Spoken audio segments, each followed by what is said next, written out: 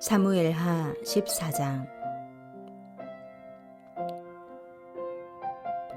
수르야의 아들 요압이 왕의 마음이 압살롬에게로 향한 줄 알고 드고아의 사람을 보내 거기서 지혜로운 여인 하나를 데려다가 그에게 이르되, 청하건대 너는 상주가 된 것처럼 상복을 입고 기름을 바르지 말고 죽은 사람을 위하여 오래 슬퍼하는 여인같이 하고 왕께 들어가서 그에게 이러이러하게 말하라고 요압이 그의 입에 할 말을 넣어주니라.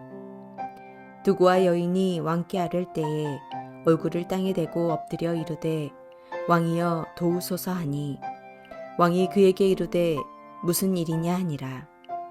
대답하되, 나는 진정으로 과부니이다. 남편은 죽고 이 여종에게 아들 둘이 있더니 그들이 들에서 싸우나 그들을 말리는 사람이 아무도 없으므로 한 아이가 다른 아이를 쳐 죽인지라. 온 족속이 일어나서 당신의 여종 나를 핍박하여 말하기를, 그의 동생을 쳐 죽인 자를 내놓으라.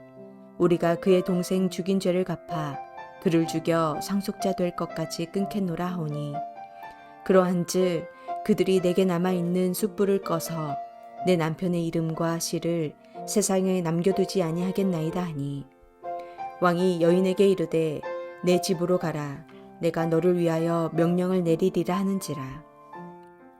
드고아 여인이 왕께 아뢰되, 내 주 왕이여, 그 죄는 나와 내 아버지 집으로 돌릴 것이니 왕과 왕위는 허물이 없으리이다.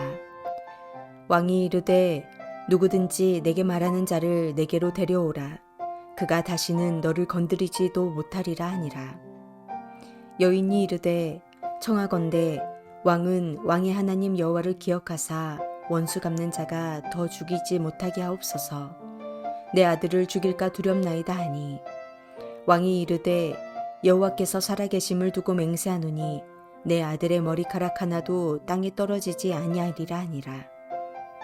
여인이 이르되, 청하건대 당신의 여종을 용납하여 한 말씀을 내 주 왕께 여쭙게 하옵소서 하니, 그가 이르되 말하라 하니라. 여인이 이르되, 그러면 어찌하여 왕께서 하나님의 백성에게 대하여 이 같은 생각을 하셨나이까? 이 말씀을 하심으로 왕께서 죄 있는 사람같이 되심은 그 내쫓긴 자를 왕께서 집으로 돌아오게 하지 아니하심이니이다. 우리는 필경 죽으리니 땅에 쏟아진 물을 다시 담지 못함 같을 것이오나, 하나님은 생명을 빼앗지 아니하시고 방책을 베푸사 내쫓긴 자가 하나님께 버린 자가 되지 아니하게 하시나이다. 이제 내가 와서 내 주 왕께 이 말씀을 여쭙는 것은 백성들이 나를 두렵게 하므로 당신의 여종이 스스로 말하기를, 내가 왕께 여쭈오면 혹시 종이 청하는 것을 왕께서 시행하실 것이라. 왕께서 들으시고 나와 내 아들을 함께 하나님의 기업에서 끊을 자의 손으로부터 주의 종을 구원하시리라 함이니이다. 당신의 여종이 또 스스로 말하기를, 내 주 왕의 말씀이 나의 위로가 되기를 원한다 하였사오니, 이는 내 주 왕께서 하나님의 사자같이 선과 악을 분간하심이니이다. 원하건대 왕의 하나님 여호와께서 왕과 같이 계시옵소서. 왕이 그 여인에게 대답하여 이르되, 바라노니 내가 내게 묻는 것을 내게 숨기지 말라. 여인이 이르되, 내 주 왕은 말씀하옵소서.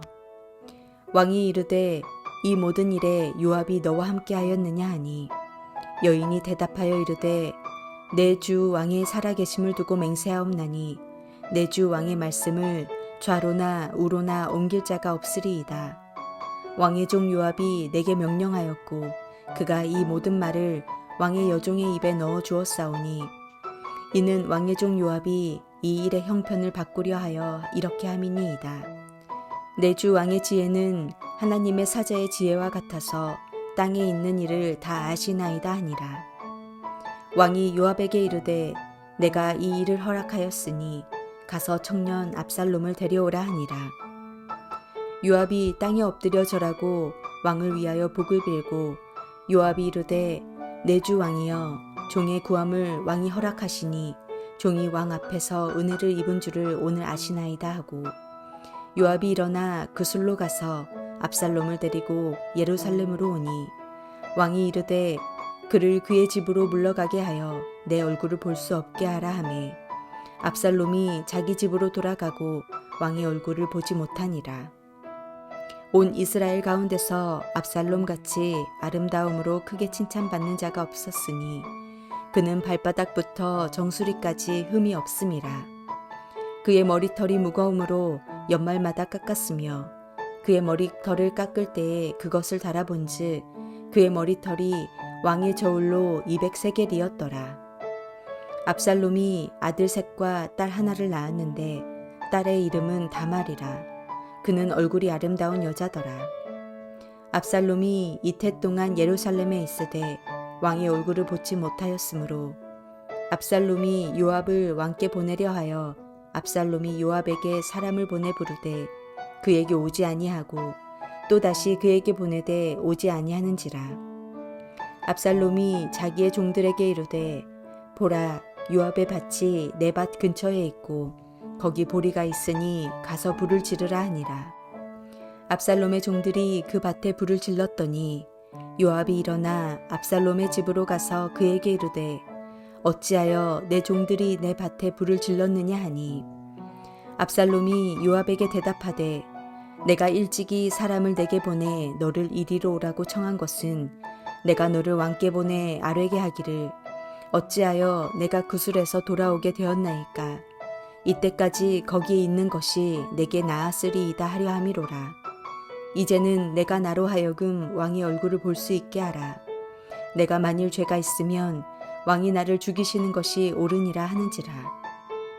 요압이 왕께 나아가서 그에게 아뢰매 왕이 압살롬을 부르니 그가 왕께 나아가 그 앞에서 얼굴을 땅에 대어 그에게 절하매 왕이 압살롬과 입을 맞추니라.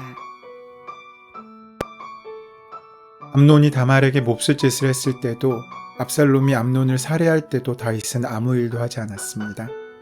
나란히를 다스리는 데는 철두철미한 모습을 보여주었고 왕으로서 재판할 때는 명석한 판단력을 보여주었던 다윗이었지만 자기 자녀들의 일에는 우유부단한 모습을 보여주고 있습니다. 그렇게 압살롬이 이복형 암논을 살해한 후 외할아버지인 그수랑 달메에게 도망한 지 3년 정도의 시간이 흘렀습니다. 요압은 다윗의 마음이 압살롬에게 향하는 줄을 알고 있었습니다. 압살롬에 대한 애증이 공존하고 있는 것입니다. 그를 보고 싶지만 살인자가 되어버린 그를 곁에 두기엔 쉽지 않다는 사실을 너무나 잘 알았던 모양입니다. 그래서 압살롬을 돌아오게 만들기 위하여 작전을 꾸밉니다. 남의 재판을 가장한 다윗의 속내를 드러내기 위해서였습니다. 이 부분은 흡사 나단 선지자의 고언과 닮았습니다. 그도 전혀 다른 예를 다윗에게 고하며 다윗 스스로 자신의 죄를 깨닫게 하는 방식을 취한 바 있습니다. 요압 또한 그런 모습을 흉내내지 않았을까 싶습니다. 아무튼 그는 한 여인을 시켜서 연기하도록 합니다. 요압의 이러한 행동은 다윗의 판단력을 일깨우려는 것으로 보입니다. 아직 그의 판단력이 살아있다는 것을 아는 것입니다. 어쩌면 객관적이고 공정한 판단력을 아직도 믿었던 것으로 보입니다. 그러나 실제로 다윗은 비록 연기하는 여인의 모습이었지만 그 일에 무척 침착하고 객관적인 판단을 하기도 합니다. 다윗은 신체나 혹은 정신적인 측면에서 판단력이 흐려진 상태가 아니라는 점으로는 알 수 있습니다. 아직 그의 판단력은 살아있었습니다. 그런데 왜 암논이나 압살롬에게는 기준이 다른 것일까요? 혹시 그것이 자신의 자식이기 때문이지 않겠습니까? 우리는 자기에게 관대하고 남에겐 엄격할 때가 많습니다. 반대의 경우도 있습니다.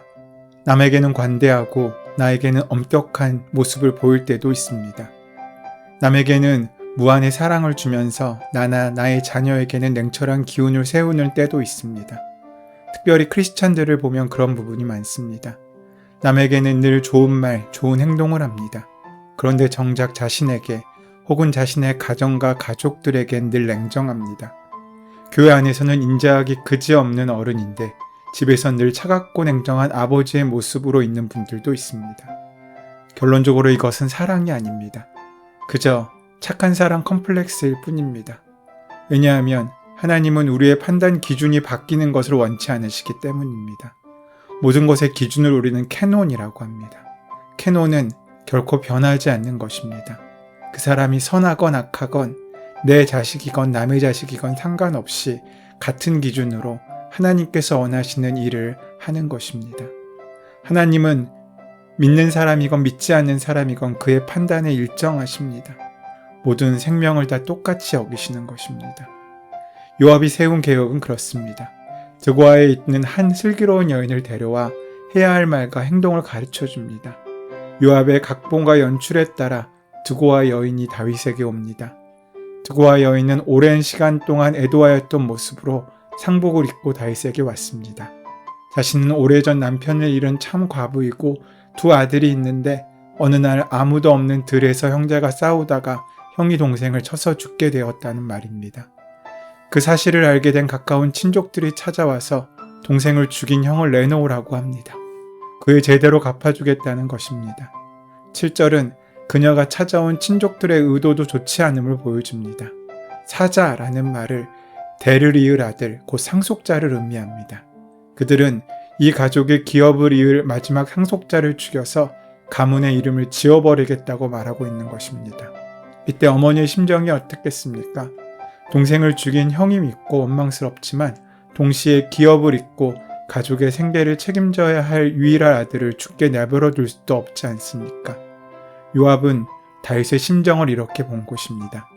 압살롬에 대한 다윗의 분노는 많이 풀어졌지만 압살롬이 죽을 만한 죄를 지은 죄인이라는 사실은 변함이 없습니다. 압살롬에 대해서도 뜻을 정하지 못했던 다윗은 여인에게도 선뜻 답을 주지 못합니다. 그래서 먼저 여인을 돌려보낸 후 너를 위해 판결을 내리겠다고 말합니다. 그러나 여인은 끝내 다윗의 판결을 끌어냅니다. 여인의 말은 한마디로 판결에 대한 책임은 내가 질 테니 왕은 우리 아들을 살려주십시오라는 것이었습니다. 다윗은 그 말을 들어줍니다. 내 아들의 머리가 하나라도 땅에 떨어지지 않을 것이라고 판결합니다. 이렇게 다윗의 판결을 유도한 후에 여인은 비로소 하고 싶은 말을 꺼냅니다. 왕께서 이 사안을 이렇게 판결하셨는데 왜 왕의 아들 압살롬에 대해서는 동일하게 판결하지 않냐는 것입니다. 여인의 말은 다윗이 압살롬을 데려오지 않는 것은 결국 압살롬을 죽게 두는 것과 마찬가지라는 의미였습니다. 하나님께서는 생명을 살리시기 원하시는 분이시고 그래서 왕도 이렇게 판결하셨으니 압살롬에게도 그 판결대로 행하라고 요청하고 있는 것입니다. 이제 다윗은 이 여인이 자신을 찾아온 목적을 알았습니다. 드고아 여인이 자신을 찾아와 이런 말을 할 이유가 없는 것입니다. 그래서 다윗은 이 일이 요압에게서 시작되었음을 알았습니다. 그녀는 요압의 의도를 이렇게 말합니다. 요압이 이 일의 형편을 번하게 하려고 이렇게 하였습니다. 그래서 다윗은 요압에게 이렇게 말합니다. 보십시오. 내가 장군의 뜻대로 하기로 결심했으니 가서 압살롬을 데려오십시오. 이는 마치 자신은 아니지만 요압의 말을 마지못해 따르는 듯한 느낌을 줍니다. 진실로 그렇습니까? 다윗이 압살롬을 가만히 내버려둔 이유, 그 속에 압살롬을 오히려 더 아끼고 어떻게 하면 아무 탈 없이 일을 마무리 지을까 궁리하는 것이 측근에게까지 느껴질 정도로 그런 마음을 가졌던 사람이 마치 자신은 이런 결정을 내리지 않았다는 듯이 이런 말을 하고 있지 않습니까? 다윗의 이러한 이중성은 여기서 그치지 않습니다. 결국 요압은 압살롬을 데려오는데 이에 다윗은 이런 명령을 내립니다. 압살롬을 집으로 데려오는 데는 허락하나 자신을 접견하지는 못하게 한 것입니다. 이게 어떤 의미가 있습니까? 어떤 이들은 이 구절을 압살롬에 대한 죄를 물은 것이라고 해석하기도 합니다. 그러나 그런 생각보다도 다윗의 판단 미스로 보는 것이 더 타당하지 않을까 싶습니다. 어느 순간 다윗은 하나님의 음성보다 주위의 음성에 더 귀를 기울였던 것으로 보입니다. 나단은 선지자에게 충고를 받을 때도 그렇습니다. 이전에는 주로 다윗이 직접 하나님께 간구하고 인도하심을 받았습니다. 그런데 어느 순간 그는 다른 사람에 의해 움직입니다. 이 지점이 다윗의 잘못된 길의 시작인지도 모르겠습니다. 자신의 책임이 아니라 다른 사람의 책임을 전가하는 방식으로 삶을 살기 시작하게 된 것입니다. 그 결정도 다른 사람에게 미루고 책임도 다른 사람에게 돌리고 있는 것입니다. 그렇게 압살롬이 돌아왔지만 이것으로 문제가 해결된 것은 아니었습니다. 오히려 이 일은 더 큰 사건의 시작에 불과했습니다. 다윗의 이러한 태도가 어느 정도 원인을 제공하였습니다. 다윗은 압살롬을 데려오게 한 후 압살롬에게 그 얼굴을 보지 못하게 하였습니다. 용서를 받은 줄 알고 돌아왔는데 그런 자신이 맞닥뜨린 것은 아버지의 차가운 거절감이었습니다.